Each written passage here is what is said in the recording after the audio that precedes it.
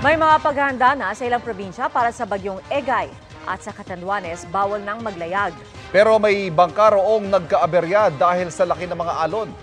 Mula sa Tabaco Port sa Albay, nakatutok live si Jessica Kalinog, GMA Regional TV Balitang Bicolandia.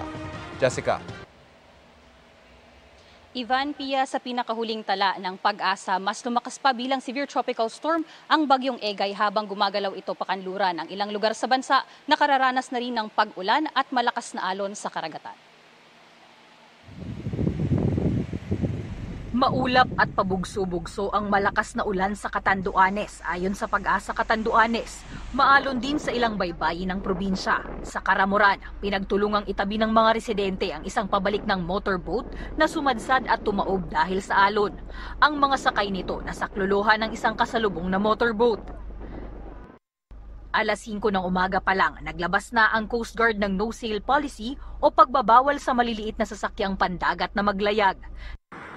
Naka-red alert status na rin ang buong response cluster sa Catanduanes.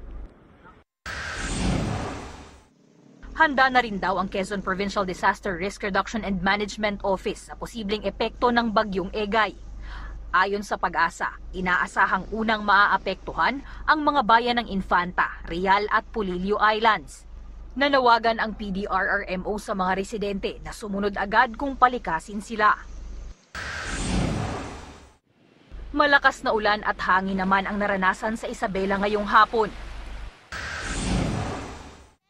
Sa Cagayan, na inaasahang isa sa mga matinding maaapektuhan ng bagyong Egay sa mga susunod na araw, 9 na bayan ang kabilang sa areas of immediate concern. Bawal nang pumalaot ang mga sasakyang pandagat. Sabi ng Coast Guard, may higit 500 daw na pumalaot kahapon at nakipag-ugnayan na sila sa mga mangingisda na bumalik sa Santa Ana. Ang ilang taga-Apari, naglagay na ng pabigat sa bubong ng kanilang bahay.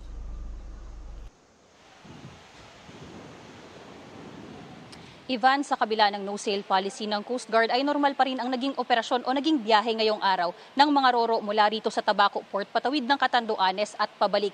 Ngunit nakaalerto at nakabantay pa rin sa ngayon ang Port Operations Office dahil ayon sa PCG sakali mang itaas ang storm signal sa probinsya ng Catanduanes anumang oras ay maapektuhan ang biyahe ng mga roro kabilang na ang last trip mamayang alas 7 ng gabi mula sa Virac Port papunta rito sa Tabaco City. Kaya hinihikayat ang publiko na laging mag-monitor sa lagay ng panahon at sa advisories ng Philippine Coast Guard at ng iba pang mga otoridad para maiwasang maabala ang biyahe at ma-stranded sa mga pantalan. Yan ang latest mula rito sa Tabaco City, Albay. Balik sa iyo, Ivan. Maraming salamat, Jessica Kalinog ng GMA Regional TV Balitang Bicolandia.